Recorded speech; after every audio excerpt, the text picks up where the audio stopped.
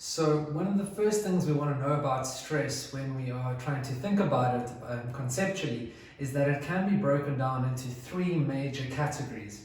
Now, the first category we think about is the physical types of stress. Secondly is chemical, and then emotional types of stress.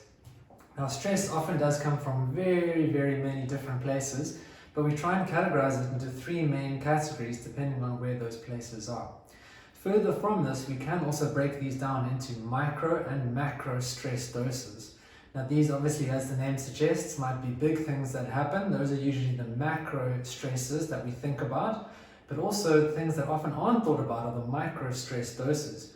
These often in the moment don't seem like very big issues, but really when they build up over time, or you have lots of them happening at one time, they can really be hard on the body and really cause a lot of stress internally. So when we're thinking about a macro physical stress dose, it can be something like a car crash or a fall, broken bones, sports injuries, things like that. That's a macro stress dose. But micro stress doses may be things like bad posture over a long period of time, causing that forward head posture, putting a lot of strain on the neck and shoulders. We can also have things like if you're sitting down and you sit cross-legged a lot. If you have one leg over the other and you favor that side, you do that day in, day out, you can see how the pelvis might become twisted or even cause some lower back strain. For guys, this might look like something like if you have a wallet and you sit with it in your back pocket of your jeans, you can see how the bottom side of the pelvis might be lifted up on one side compared to the other. And you may have a bit of a twist in the pelvis. You could have some strain or compression on one side compared to the other. It can even cause neck and shoulder issues or even headaches occasionally. When we look at the next one, chemical stress doses, macro, that might be something like if you ever had bad food or bad sushi in a restaurant. What can happen is in a few hours, your body will tell you that and you'll try and expel that poison from the system. That is a macro chemical stress dose. But microchemical stress doses may be something like unhealthy diet. One unhealthy meal isn't going to do too much to you, your body can recover. But if you have unhealthy meal after unhealthy meal over a long period of time, your body starts making changes, and that can really be seen very, very easily. Often with microchemical stress doses that we don't think about are things like pesticides and herbicides on the food. So if you're eating non-organic vegetables or fruit, you can have a waxy coating on the outside of fruit that make it look very, very nice, but really when you get down to it, when you're eating that all that's going into your body.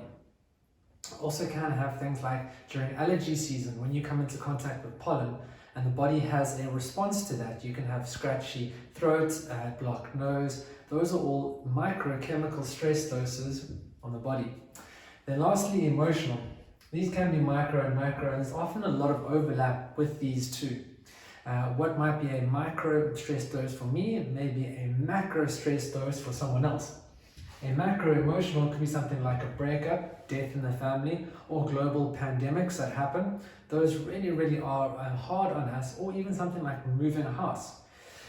Micro stress doses of the emotional kind, maybe things that go on at home or at work. It could be stuff with the family, it might be finances, it might be these small things that happen daily which we don't really realize but sometimes can push us over the edge.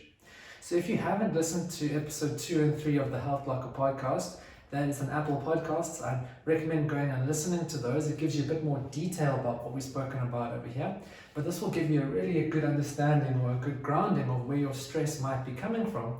And I want you to think about in your day, how many of these do you actually have? Each stress that comes in can really be broken down into one of these categories, but they all really do add up and they really do affect you hitting that stress threshold. So watch the video on stress threshold where I explain a little bit more about where you are and how big that gap is for you.